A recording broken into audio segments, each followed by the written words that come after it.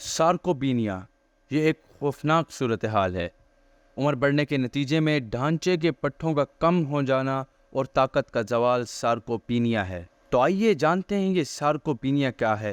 سارکوپینیا ایک خوفناک صورتحال ہے۔ عمر بڑھنے کے نتیجے میں ڈھانچے کے پٹھوں کا کم ہوتے جانا اور طاقت کے زوال کو تو ہم سارکوپینیا کہہ سکتے ہیں، مگر آئیے سارکوپینیا پر ذرا تفصیلی گفتگو کرتے ہیں۔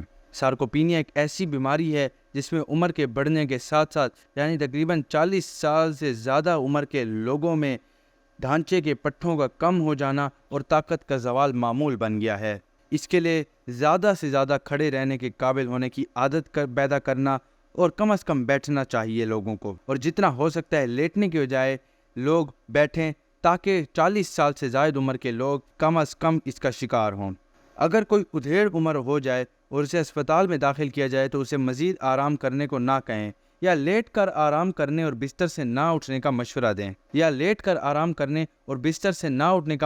بالکل نہ دیں۔ ایک ہفتے تک لیٹنے سے پٹھوں کی تعداد کا کم از کم 5% کم ہو جاتا ہے اور بوڑھا آدمی اپنے پٹھے دوبارہ نہیں بنا سکتا۔ جی ہاں، یہ بات آپ کو مد نظر رکھنی ہوگی کہ ایک بوڑھا آدمی، ایک ادھیڑ عمر کا آدمی اپنے پٹھے دوبارہ نہیں بنا سکتا۔ ایک دفعہ گئے تو گئے۔ عام طور پر بہت سے بزرگ جو مددگاروں کی خدمات حاصل کرتے ہیں اپنے عضلات تیزی سے کھو بیٹھتے ہیں۔ سارکوپینیا آسٹیوپوروسس سے زیادہ خوفناک بیماری ہے۔ جی ہاں، آپ نے بالکل صحیح سنا کہ سارکوپینیا آسٹیوپوروسس سے زیادہ خطرناک بیماری ہے۔ آسٹیوپوروسس کے ساتھ آپ کو صرف محتاط رہنے کی ضرورت ہے کہ کہیں گر نہ جائیں، جبکہ سارکوپینیا نہ صرف زندگی کے معیار کو متاثر کرتا ہے جبکہ پٹھوں کی ناکافی مقدار کی وجہ سے ہائی بلڈ شوگر کا سبب بھی بنتا ہے۔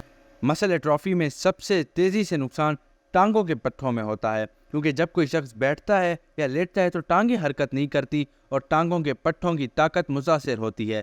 یہ خاص طور پر اہم ہے۔ تو آئیے ذرا ہم آپ کو بتاتے ہیں کہ آپ سارکوپینیا سے کیسے محتاط رہیں گے۔ آپ کو سیڑھیاں چڑھنا اترنا، بلکہ دوڑنا، سائیکل چلانا، یہ سب بہترین ورزشیں کرنی ہیں اور یہ پٹھوں کو بڑے پیمانے پر بڑھا سکتی ہیں۔ بڑھاپے میں ہر ایک کے لیے بہتر معیار زندگی کے لیے یہ ضروری ہے کہ اس کے پٹھے طاقتور اور زیادہ ہوں۔ آپ کو مزید ایک اور بات بتائیں کہ بڑھاپا پاؤں سے شروع ہوتا ہے، اسی لیے اپنے پیروں کو آپ کو متحرک اور مضبوط رکھنا ہوگا۔ جیسے جیسے ہم روزانہ کی بنیاد پر بڑے ہوتے جاتے ہیں، ہمارے پیروں کو ہمیشہ متحرک اور مضبوط رہنا چاہیے۔ اگر آپ صرف 2 ہفتے تک اپنی ٹانگیں نہیں ہلاتے ہیں تو آپ کی ٹانگوں کی حقیقی طاقت 10 سال تک کم ہو جائے گی۔ باقاعدہ ورزش جیسے پیدل چلنا اور بھاگنا دوڑنا بہت ضروری ہے۔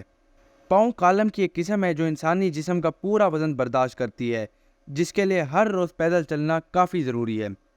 دلچسپ بات یہ ہے کہ انسان کی 50% ہڈیاں اور 50% پٹھے پیروں میں ہی ہوتے ہیں۔ انسانی جسم میں سب سے بڑا اور مضبوط جوڑ اور ہڈیاں بھی ٹانگوں میں ہی پائی جاتی ہیں۔ انسان کی زندگی میں انسانی سرگرمیوں اور توانائی کا 70% حصہ پاؤں سے ہوتا ہے۔